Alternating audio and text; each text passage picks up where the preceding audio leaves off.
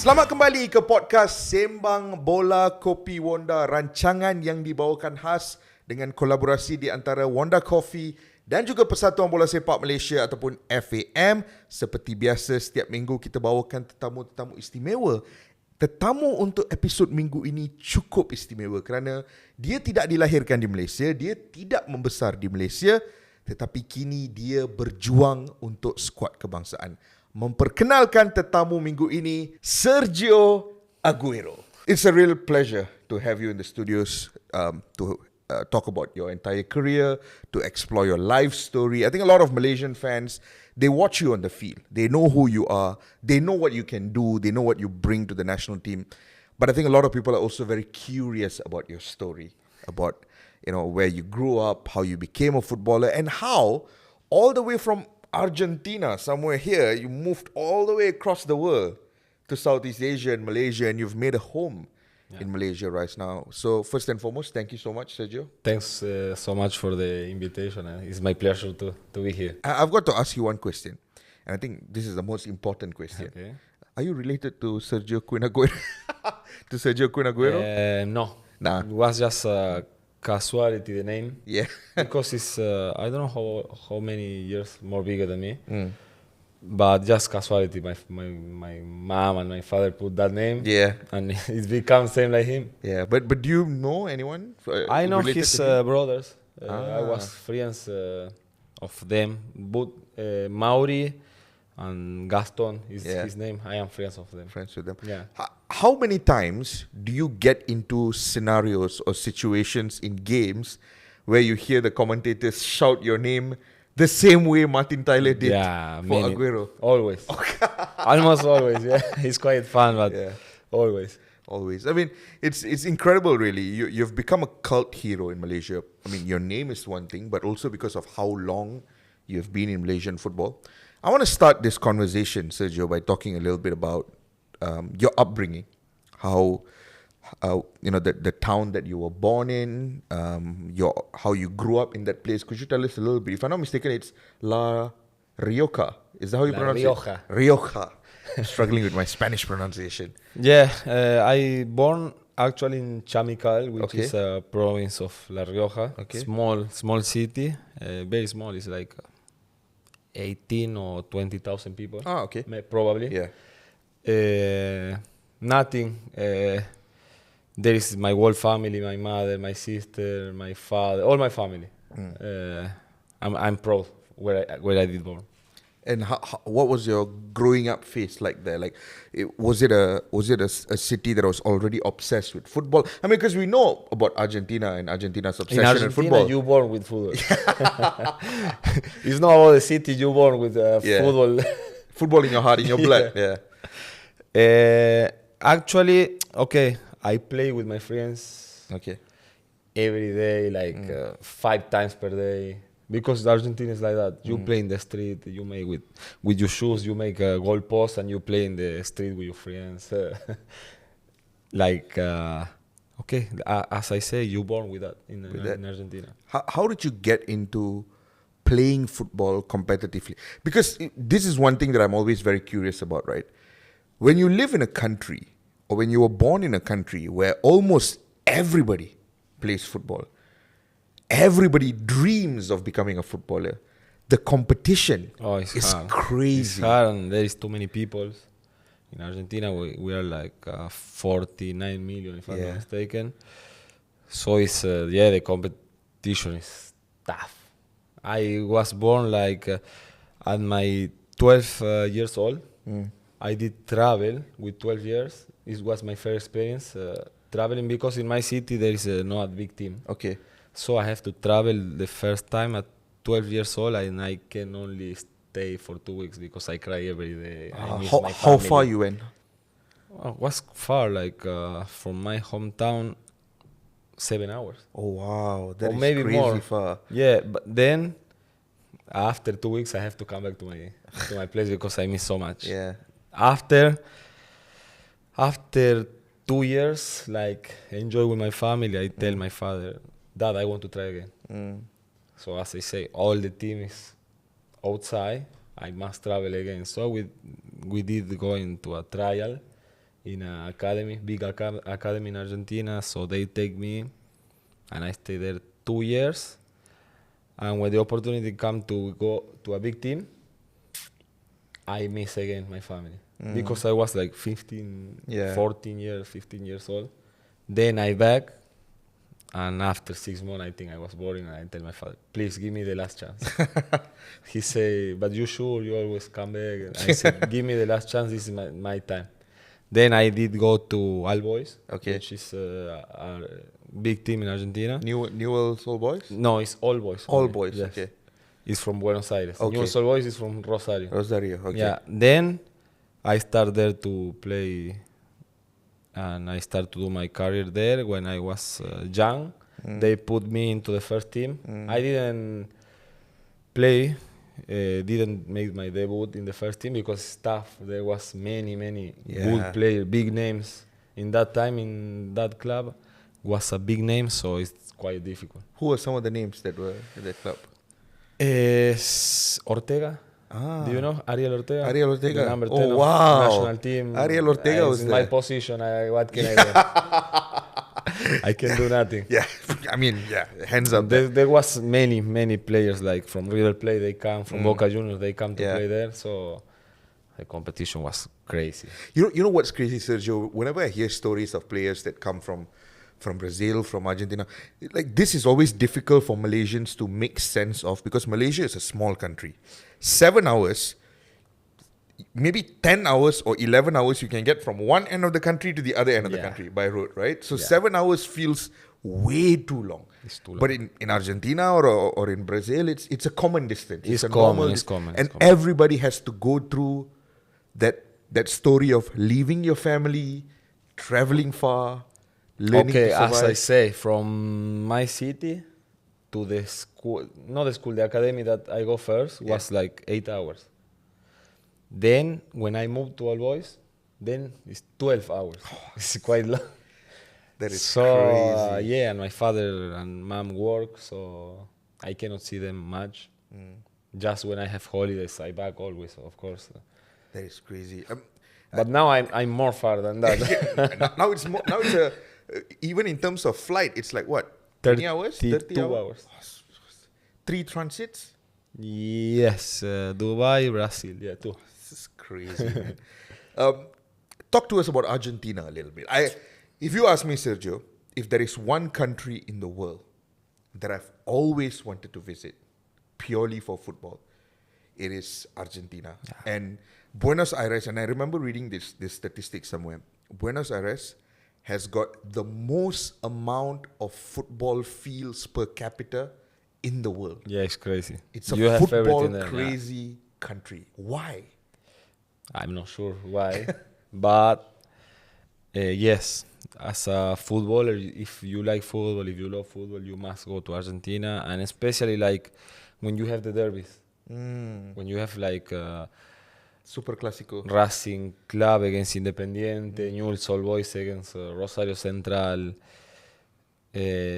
Boca River Plate. For me, it's the number one greatest game. derby in the world. Even you'd say me, Real Madrid Barcelona is no chance. I did been in Real Madrid Barcelona, and I did been many times in Boca Juniors River Plate, and it's no chance. It's another experience. You must be there. I always say. 2 weeks ago, I think I spoke with Junior. He want to be in One River Boca. I tell him, you must go. Will be the craziest experience you will live. I've got friends who have been there before. In Asia, maybe the closest game to the atmosphere that you get there is maybe in Indonesia when it's Persib versus Persija. Persija is crazy. They call it the Super Clásico of Southeast Asia, right? But in the world, La Bombonera or Monumental, when it explodes. That is crazy because the whole country stopped for it. Yeah. When Boca Juniors River play, the whole country, they don't go to the job. The next day, if you lost, most of the people is from Boca and River in Argentina. Of course, Racing have a big fans, Independiente, but if you lost the next day, you cannot go to the world. You know what's the craziest story that I've ever heard They about? make you crazy. The craziest thing I've ever heard about um,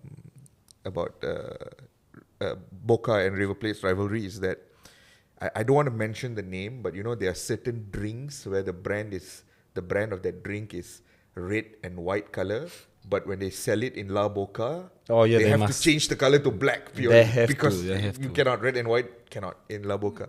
I want to come back to your story, Sergio. You told me just now that when you're 12, you go and then you come back. And then 15, 16, you come back hometown. You're a person who's very homesick easily, right? In the early days. For a person who was very homesick in the early days, you decided to leave Argentina fully at a very young age as well. At the age of 22, you left Argentina and went to Europe. Was before than 22. Younger? Yes, 19, I 19. think. Or 20. It was I was playing in All Boys. Okay. And was a team from Spain, from first Serie A, coming to buy me from All Boys. Okay. And they cannot make the deal because Malaga, the team was Malaga from Spain. Okay. Yeah, they want me on loan for 2 years and to grow my football, and All Boys didn't want. They want to sell me. Then that became a problem because I want to go.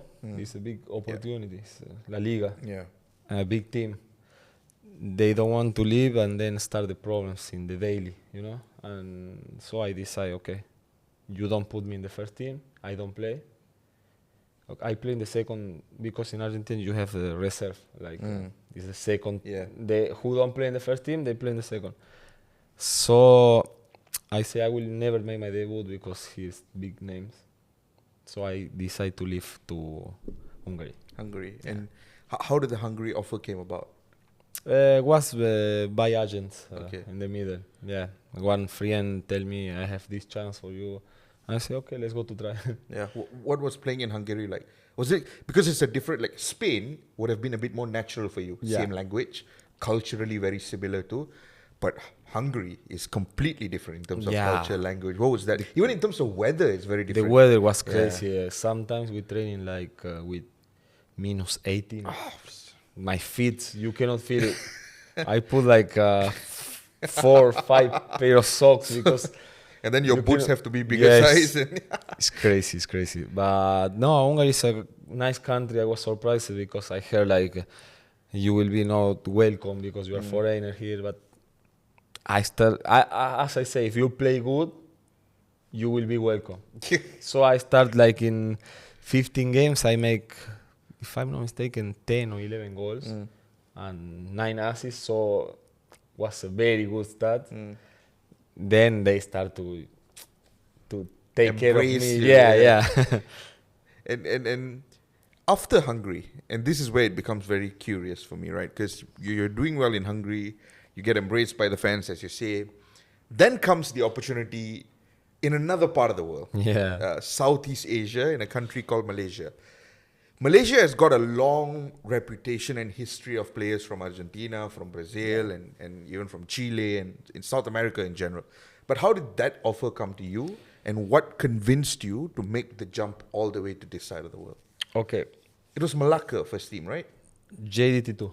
Oh, JDT2 first, yes. Yeah. How did that offer come about? I was there, then I got a call from Genoa, Italy. Okay. I did go to Genoa. I passed the trial and everything. I've been in Genoa 6 months. Then they tried to make me the passport, the Italian passport, because in Argentina you have Italian roots. Italian or Spain. And they try. I thought I have a grandmother from Italy, but was not. So we cannot make the passport. I begged to Hungary, and then a Slovakian team want to buy me, but then become crazy by the owner of the Hungary team. They want to sell me for crazy money. And then is coming the Malaysia offer from JT2.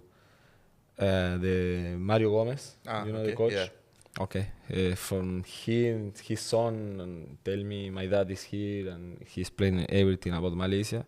Yes, at the first, of course, I don't know about Malaysia. But then I start to study what is Malaysia. And the first step I make in Malaysia, I was in love. You was in love. Yeah. And in Malaysia, you have traveled to different places. You've lived in different places now. What are some of your favorite moments in Malaysia that since you've come here 5-6 years ago? No, I think my favorite moment was the first step here in Malaysia, which made me love the country. But yes, I have the two big moments that my two babies born here. That was the biggest moment in my life. Yeah, They born here in Kuala Lumpur. and they're both essentially Malaysian now. Yeah, at this point. they are. Yeah. I'm very curious about your position on the pitch, because this is something that fans outside always talk about, always debate about. What is Sergio Aguero's best position? Where do we play him? I know you're Mr. Versatile. You can play in different positions, but some people say that, Sergio must score 30 goals a season. He's a striker. And then someone else says that, no, but Sergio is more of a second striker and he's more of a creator. He can make assists and all that kind of stuff. Let's hear from the man himself directly. What is your best role? My best position, if you ask me, is as a second striker. Okay. As a number 10 in Argentina, I born like a number 10. Riquelme. He's my idol. Idol? Yeah. I love him. He's my favorite player. I always watch him. I try to copy him. Of course, it's impossible because he's top. Crazy. But yes, my favorite position is as a behind the striker and a free roll. But now not many teams play with that position. Yeah. Even in Argentina now the number 10 disappear a bit. Because now, the tactics and the defensive part is changed a lot. Before, the number 10 don't have to defend much, just... focus on creating. Yeah, but now it changed a lot. Nobody play with a number 10. So if you ask me, I will speak about tactic also. If I prefer like to play a 4-4-2 and me as a second striker moving around. Yeah. But now most of the coaches put me in the midfield. If it's a 4-3-3, then in midfield most of the times. But you seem comfortable there too. Yeah. I can adapt to any position. Last year I played most of the game as a winger. I never played before. Yeah. Last year was the first time and I adapted well. I played for the left winger after first time. I did well. I played in the right winger. Yeah, first time. Yeah, which I think at the end of the day, as much as football coaches want specialists in certain positions, but I think coaches also appreciate versatile players who can offer There's no many different solutions. There is no many that can play in different solutions, in different positions. Yeah, I think that add a value to myself that I can play everywhere. I want to talk a little bit about even in training. I play as a center back, but in training only. As a goalkeeper? No, not yet. I born I was a goalkeeper when I was kid. But the problem was like I take the ball and I start to dribble everyone. Sometimes I lost the ball. They hit from long and they score, the opponent. Maybe if the goalkeeper gets injured in the next few games, you can. You never know. I'm not bad. I want to talk a little bit about Malaysia, Sergio. I always find this very special, right? When an individual from a completely different background uproots himself, lifts himself out of that country, moves elsewhere, not just for work, not just for football, but also for himself, for the family. And then they find new roots in a new country and build a life there. And you become attached to this whole new country, to this whole new place.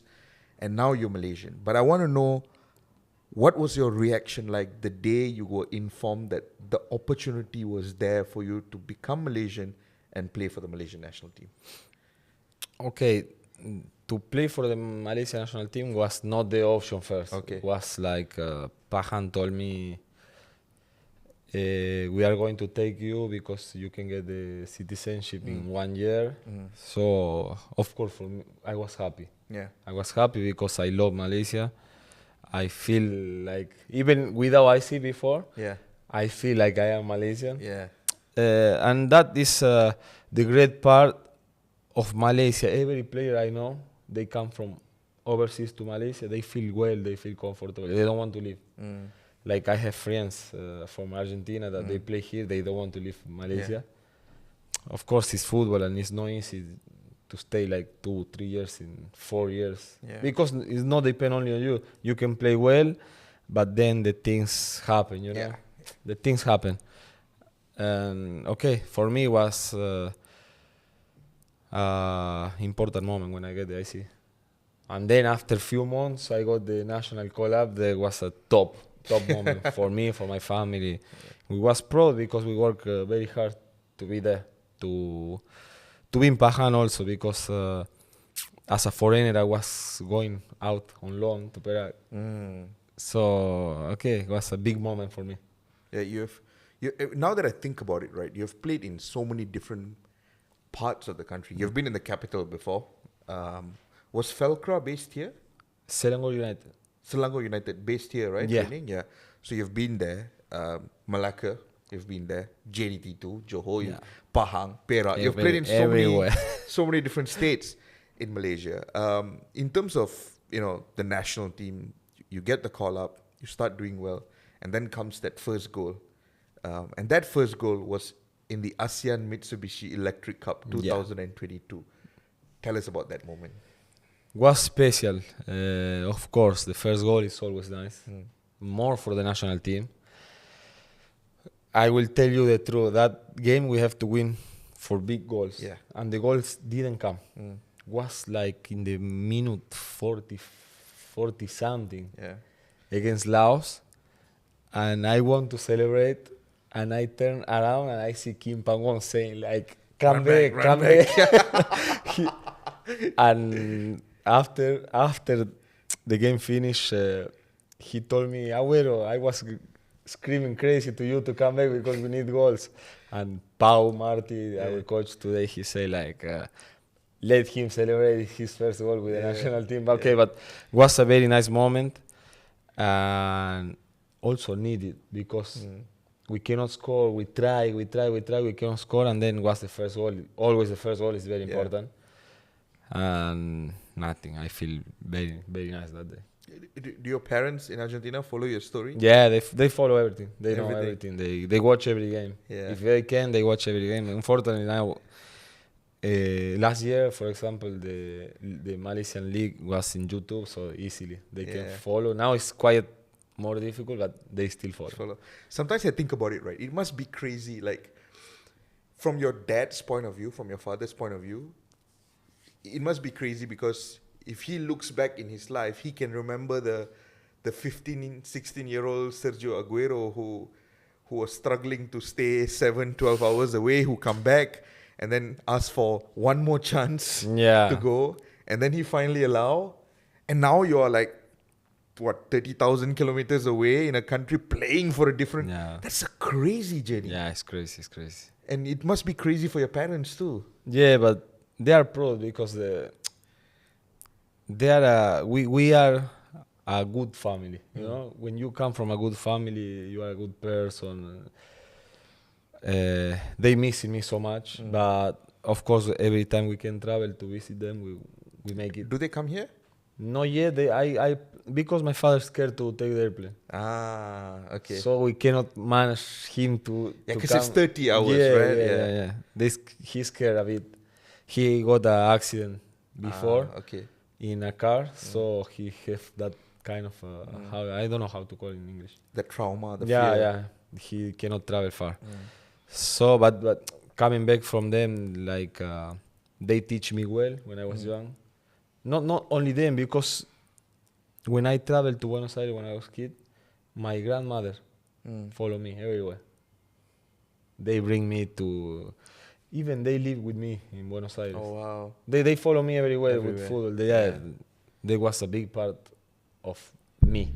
It's behind every successful footballer in Argentina or South America, there is always a story of a grandparent or someone that is just, like a constant presence of support and love. In terms of your time in Malaysia, Sergio, you've been here for a very long time now. You've 8 years. Adapted to 8 years. You've adapted to life here. Tell us about what are your favorite things about Malaysia? No, everything. Yeah. Yeah, But what are things you like the most about being here? To be honest, the people. The people here is very nice, very hot, I will call. Warm, yeah. Warm, yeah, not hot, warm. Yeah, the people here make me feel as I am in home in Argentina. They are nice. Always when I talk to people who don't know Malaysia, I tell them you must come and know the country, because it's not the favorite place for many people that they don't know. For example, I traveled last year. I've been in holidays in Maldives, Okay. and I meet a French couple, and I tell them you love Maldives, you must come to Malaysia, because there we have also Islands, yeah. Perhent, and we have Sabah Island. You must come. It's very nice, and we have Kuala Lumpur, which is the top city. Incredible. Kuantan. Tell us a bit about Kuantan, because when I follow you on social media these days, I look at a guy who has completely adapted to life. And sometimes players from abroad come here, right? They focus on just the football. Football, they go back to their house, training, game, back to the home. And then when the contract finishes, they leave. Yeah. Right? It's a very simple relationship with the country, nothing too much. They don't have interest in it. And there's nothing wrong with that. It's perfectly normal. Everyone has their own preferences, right? But sometimes you come across some players who very early on already adapt into the local lifestyle. They're eating at the local places. They're making friends with the local people, being a part of the community. One example would be your teammate Paulo Josue in KL. I mean, for the longest time, everybody in KL loves him. Mr. KL. Everybody loves him here because he's adapted to life here. If he is Mr. KL, then you are Mr. Kuantan at this point, because you have fully adapted to life in Kuantan. Talk to us about life in Kuantan. This is my 5th year in Kuantan. I am adapted, of course. Yeah, it's a long time, and then I feel appreciated by the Kuantan people. They everywhere I go, they make me feel great, and they know me. So yeah, it's special. About what you say, I make a business there. You have a business there, right? Yeah. It's not only in Kuantan. My wife is a businesswoman also, so we make everything together. Yes, but Kuantan now is my city. And tell us maybe a little bit about the business, because it's still football related, sports related as well. What do you guys do in Kuantan? We have like 3 futsal courts. Okay. And then we add now, because me and my wife, we love Padel. Okay. You know Padel? Yeah. It's becoming popular. It's becoming very popular. Yeah. It's crazy. It's the fastest growing sport in the world. So because we love it, in Argentina it's a big sport. It's big now in Argentina? Yeah, not now. Like before as well? The first time I played was 10 years ago in Argentina. Wow, okay. It was popular already, very popular. But even before, was more popular. Now it's coming more. Coming back again. Yeah. So because we love it, we make a paddle court in that play also. And it's like, this is very much part of the local community, right? People in Kuantan go and play. And most of all in futsal, they start to know about paddle a little bit more, because I try to promote it in my social media, in my wife's social media. Even Tenku Hasanal was coming to play a few times already. So we are trying to make like paddle known by the people. Well, one of the other things I realized also, Sergio, is that when a footballer travels and builds a life in a different country, a lot of it is also sometimes possible because of a very supportive partner. Of course. Tell us about your partner and how supportive she's been throughout the journey. First of all, she's the most important part in my life. If was not her, I will be totally honest with you. When we come back to Malaysia, I was thinking to leave football. I was tired. Tired. It was too long. I start from a young age. And then she told me, okay, let's try the last time. I will support you, and she pushed me to don't leave football. So I'm here because of her. That's incredible. before we wrap up this conversation, I just want to talk a little bit about Malaysia in terms of football, right? Because you've been here now for 8 years, as you say. You have seen the national team evolve over the years. You have seen the different types of players that have come in, that have done well, that have left the scene. Who is in your 8 years, yeah, not just now, in your entire 8 years, who is the best Malaysian footballer you have seen? Malaysian, right? Yeah. Malaysian. I have 2 players. Can I choose Okay. them? Yeah. 2 is fine. I will choose when Safari was in his top moment. Yeah. JT was an incredible player. I say this is a crazy player. Yeah. And now, of course, Arif Aiman.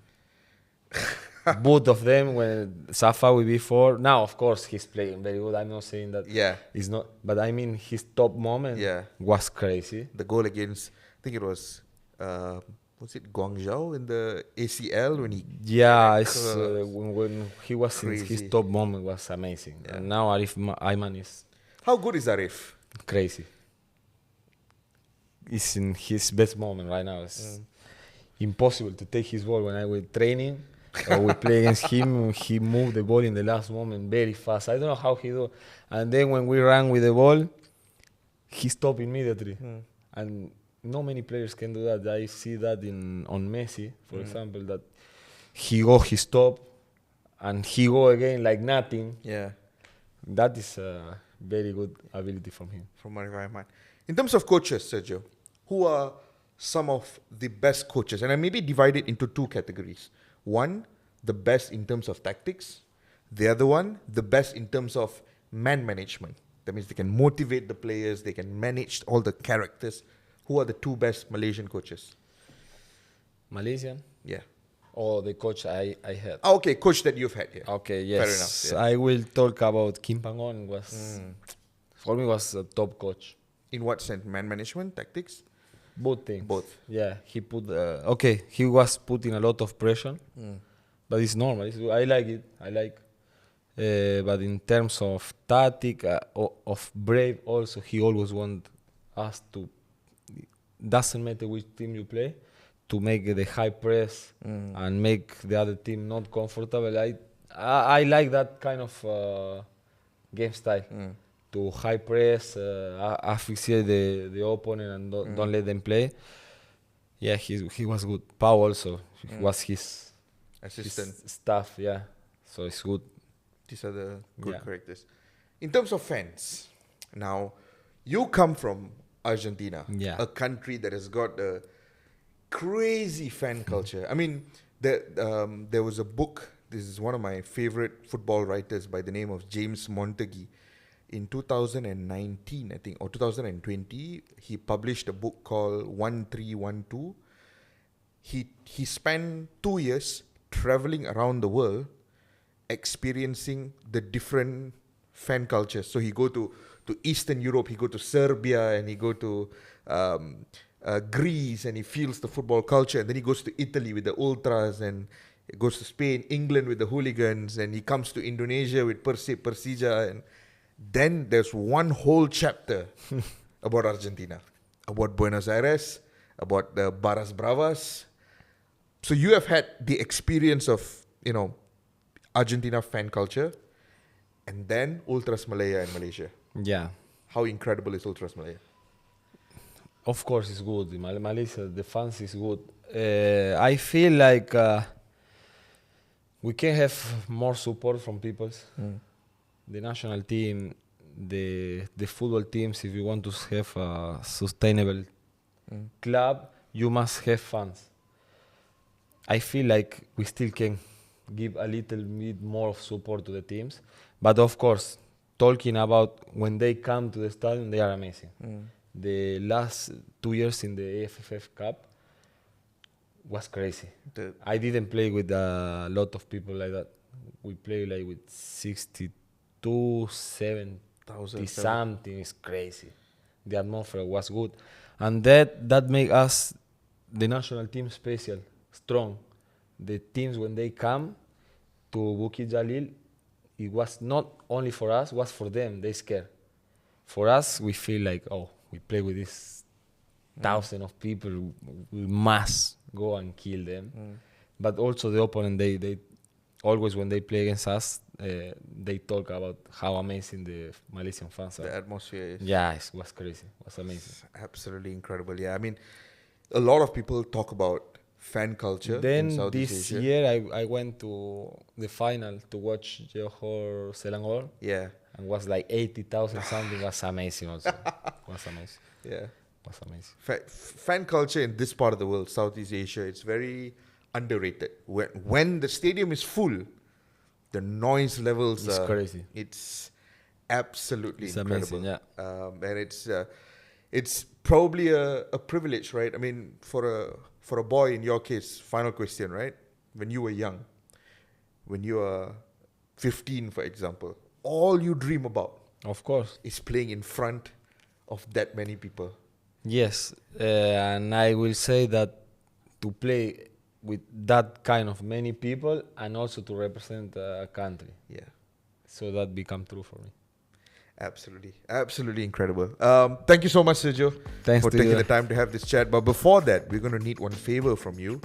We're going to need you to sign a Malaysian national team jersey for us, because kepada semua penonton di luar, korang semua berpeluang memenangi jersey khas yang akan ditandatangani oleh Sergio Aguero. Korang cuma kena follow akaun media sosial Wonda untuk dapatkan maklumat lanjut tentang cara nak memenangi jersey eksklusif ini. So Sergio, maybe we can get you to sign the jersey.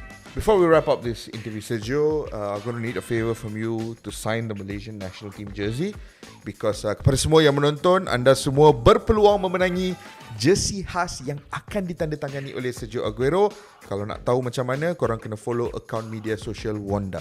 Sergio, could you please sign the jersey? Ingat follow akaun media sosial Wonda. Di sana akan dapat maklumat yang lebih lanjut tentang cara korang nak menang jersey eksklusif yang akan ditandatangani oleh bintang skuad kebangsaan dan juga pasukan Sri Pahang pada ketika ini, iaitu Sergio Aguero. Well, I think that wraps up the conversation today, Sergio. Thank you so much. It's been a real pleasure. Thanks to you. It was my pleasure too. Yeah, it was a long time waiting for it. It's been a while since I've always wanted to do this interview with you, and finally we had the chance to do it. And I'm sure the Malaysian fans would appreciate your story as well. People value your contribution on the pitch. And may you continue to have a long future with the national team and enjoy as much as you can playing for the Malaysian national team. Thank you so much, Sergio. Terima kasih juga kepada semua yang menonton. Seperti biasa, pastikan anda follow akaun media sosial Wonda untuk dapatkan maklumat lanjut tentang cara nak memenangi jersey ini. Terima kasih kerana menonton podcast Sembang Bola Kopi Wonda.